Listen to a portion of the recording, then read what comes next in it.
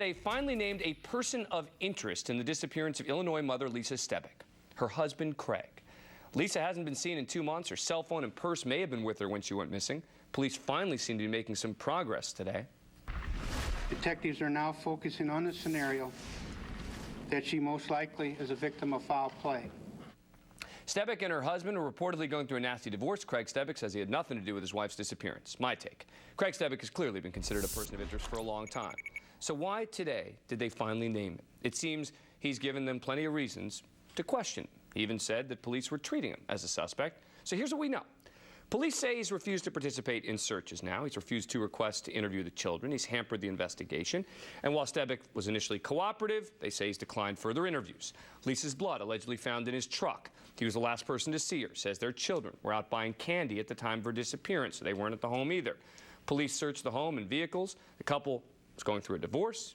He's accused of being unnecessarily relentless, cruel, inconsiderate, domineering, and verbally abusive, quote unquote, in their divorce case. And on the day of the disappearance, Lisa mailed her lawyer a petition seeking to evict him from the home. So why only now?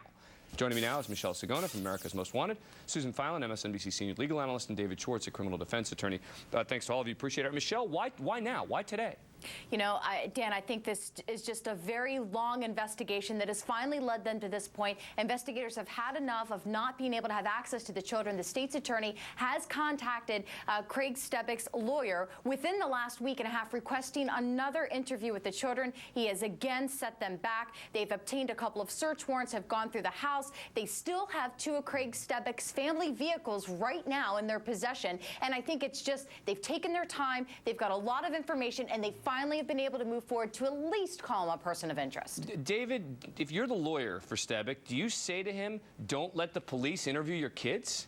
Well, if you're the lawyer for Stebic, you're going to do everything that's in his best interest at this point. And you're going to try to tell him to stay silent. And what about the kids? Well, you know, it's on a case-by-case basis. But what about in this case? Obviously, in this particular case, you know, there was no love lost between him and his wife. You know, the police could go on and do their investigation, and they could go through the court process to try to interview those children. Susan, at some even point. David Schwartz seems unwilling to defend what this defense attorney is doing by not letting them question the kids. Susan, exactly. Please. It's just completely and totally bogus. I mean, if you are in fact a grieving spouse who's got a wife who's disappeared, and you won't even let your children cooperate with law enforcement, I think it speaks volumes. I think it certainly heightens the suspicion against him, and I think that the police are right to finally come out and say what we've known along. He is a person of interest. He's the main suspect. Here's what Stebic's attorney said today.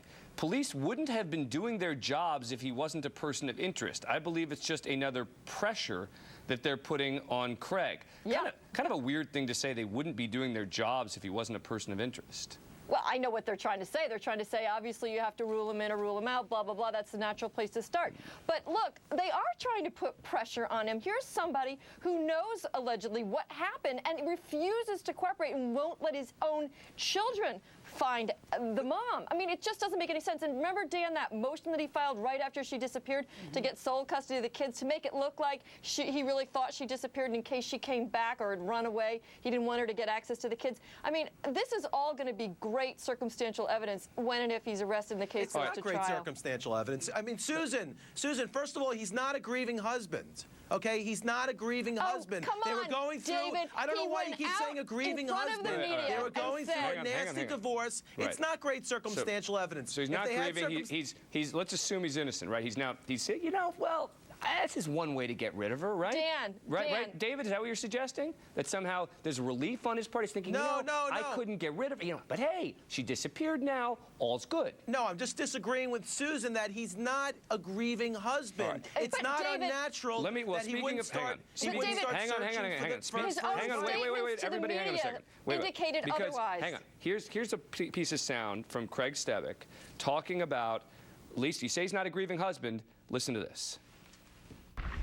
The kid says she goes during the week, she goes and works out, but you know, she leaves at 6. Some nights she comes home 8, 9, 10, 11, 12. Weekends, not until sunup, 3, 4 in the morning. And there's another piece of sound. Let me play number 4 here if we've got that one. This is him talking about her as a mom. Right. Lisa Stebic as a mother. He sort of talks about how she's a good mother and et cetera. I mean, he's definitely giving off the impression that he thinks that she's a good mother. Here's what he said. She's a good mom. She's always there for her kids. She'd do anything for them. I can't imagine her just disappearing on her kids like that. And Michelle, what was the circumstances surrounding him giving that interview? That particular interview, I'm not too sure, but Okay. let me tell you a little bit about what was going on in the household at the time, Dan. At that particular moment, Lisa and Craig, they were not on speaking terms. They had not been on speaking terms since January. Maybe they said 2 sentences to one another, according to family members who I spoke to. Also, an eviction notice was actually filed from Lisa's attorney the day that she went missing. It was mailed. We have to think about those kinds of things. Yeah, and so David, it's not really smart of him, is it, to be out there talking about what a great mom she was and this and that? And I mean, I don't see a problem with if he's saying that she's a great mom. You know, I don't see that being such a problem. But you know what? He should just stay quiet from the very beginning. And you know what? If his perception is that the police are harassing him, they're harassing his family, they're trying to put pressure, it's going to be a natural reaction to not speak to the police if he feels that he's being abused by the system. it reminds me, of the advice that someone should have given to this man. We all want her back home.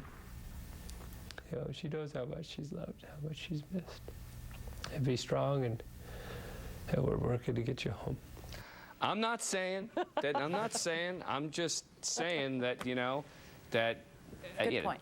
that the relationship wasn't what he is. He's sort of claiming in this public interview that she was a good mom, and this and that, and Michelle's making it pretty clear to us that the relationship was not so good. We'll stay on this one. Michelle Sagona, Susan Filan, David Schwartz, thanks a lot. If you got any information about Lisa Stebic, call the Plainfield Police Department, 815-267-7217. Coming up, former